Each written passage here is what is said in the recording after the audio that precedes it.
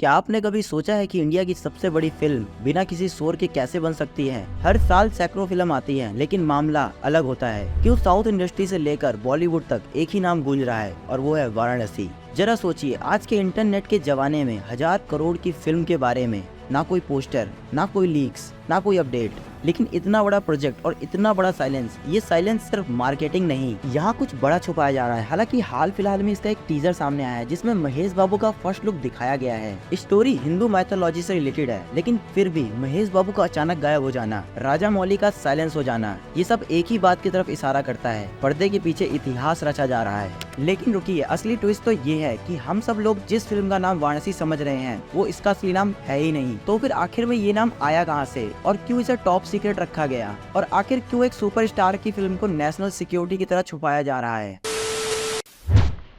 जब भी कोई 1000 करोड़ के बजट वाली फिल्म अनाउंस होती है तो यह खबर इंडस्ट्री में आंधी की तरह आती है। सोशल मीडिया हर घंटे अपडेट हो रहा होता है। कौन हीरो है, सेट कहाँ लगा हुआ है, डायरेक्टर क्या सोच रहा है। लेकिन यहाँ यह तूफान आया ही नहीं, केवल एक अंधेरा है।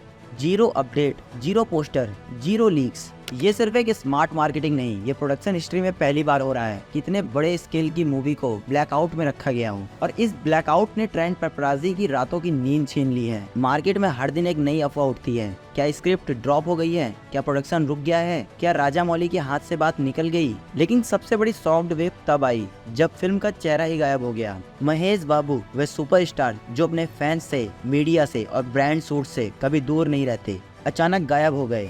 ना एयरपोर्ट पे झलक, ना जिम के बाहर कोई फोटो, ना सोशल मीडिया पर कोई हेलो। ऐसा लगा जैसे उन्हें किसी ने दुनिया से ही टेम्परेली डिलीट कर दिया हो।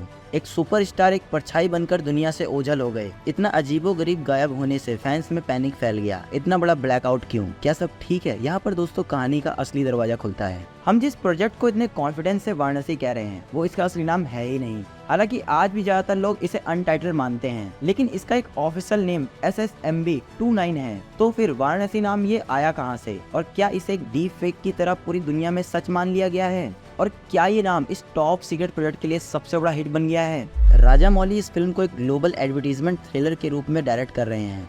एक ऐसी कहानी जो इंडिया का अपना एक इंडियन जॉनरा मेमेड होगा। और एक रिपोर्ट में इसका जिक्र था कि कहानी का सबसे बड़ा और सबसे अहम हिस्सा इंडिया के सबसे प्राचीन और रहस्यमयी शहर वाराणसी में या फिर दुनिया के सबसे खतरनाक जंगलों से जुड़ा है। ये इसका ऑफिशियली अनाउंसमेंट तो नहीं है, पर जो टीजर रिलीज हुआ है उसका ज्यादातर हिस्सा वाराणसी का ही क्षेत्र दिखाया गया है। लेकिन सवाल अब भी वही है कि महेश बाबू आखिर गायब कहाँ हो गए?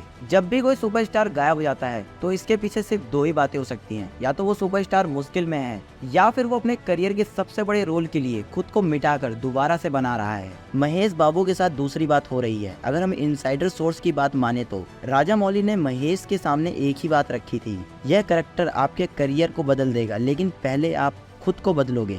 और उसी दिन से शुरू हुआ महेश बाबू का ग्राउंड जीरो ट्रांसफॉर्मेशन। यह सिर्फ एक जिम ट्रांसफॉर्मेशन नहीं है, यह एक न्यू ट्रांसफॉर्मेशन है। इस रोल में एडवेंचर है, एक्शंस है, मैन ऑफ माइथोलॉजी है जो जंगलों से जुड़ी है, इंडिया की हिस्ट्री से जुड़ी है। यह ट्रेनिंग असाधारण है, कोई नॉर्मल रूटीन नहीं। महेश बाबू ने अपने न्यू लुक को इतना ज़्यादा टॉप सीक्रेट रखा था कि सेट पर उनकी टीम को भी फोन ले जाने की परमिशन नहीं थी। फैंस सोच रहे थे कि वो गायब हो गए हैं, लेकिन सच्चाई ये है वो गायब नहीं हुए थे, वो अपने आप को इवॉल्व कर रहे थे। वैसे ही जैसे शेर शिकार करने से पहले दहाड़ता नहीं, खामोश होता है। महेश बाबू का ये सस्पिशियस साइलेंस अब पूरी दुनिया को हिलाने वाला है। हिस्ट्री गवाह है कि राजा मौली पब्लिसिटी नहीं करते, बल्कि परफेक्शन और टोटली सीक्रेटसी में विश्वास रखते हैं। अगर आप उनके एग्जाम्पल्स को देखेंगे तो बाहुबली, जिसका 3 साल तक कोई अपडेट नहीं था, और RRR का फर्स्ट लुक आने में ही 1.5 साल लग गए थे। ये कोई राजा मौली की दुर्घटना नहीं होती, बल्कि ये उनकी एक स्ट्रेटेजी है। और आज भी ये स्ट्रेटेजी कंटिन्यू है, टोटली साइलेंस लेकिन काम दरवाजे के पीछे। और अगर हम बात करें VFX की, तो पूरा सेट बनने से पहले